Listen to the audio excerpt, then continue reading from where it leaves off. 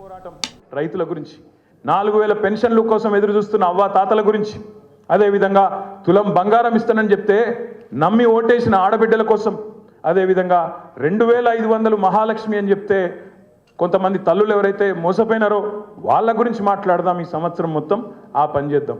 తప్పకుండా కేసీఆర్ గారు చాలా స్పష్టమైన ఆలోచనతో ఉన్నారు. ఈ సంవత్సరం మనం కొత్త కమిటీలు కూడా వేసుకోవాల్సిన అవసరం ఉంది.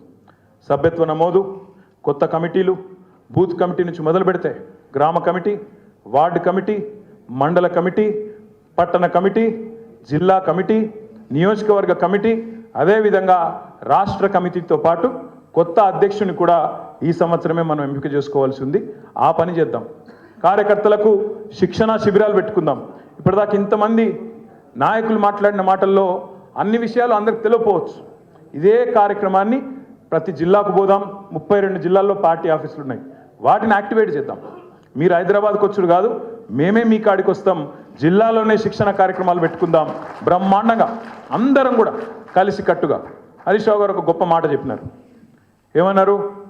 ఇది ఒక కుటుంబం, 60 లక్షల కుటుంబ సభ్యులున్న కుటుంబం బీఆర్ఎస్ పార్టీ.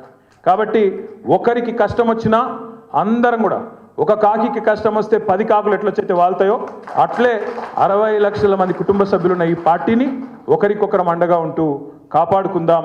తెలంగాణ ప్రయోజనాల కోసం, మన కోసం కాదు, తెలంగాణ బాగుండాలని కోరుకునే పార్టీ, తెలంగాణ కోసమే పుట్టిన పార్టీ, తెలంగాణ ప్రయోజనాలే పరమావిధిగా పనిచేసే పార్టీ. ఇవాళ ఉన్న ముఖ్యమంత్రి గారికి తెలంగాణలో ఇబ్బంది అనిపిస్తుందట. ఆయనకు ఉమ్మడి రాష్ట్రంలోనే బాగుండే, తెలంగాణలో బాగలేదు అని ముఖ్యమంత్రికి అనిపిస్తుందట. ఇది మన కర్మ.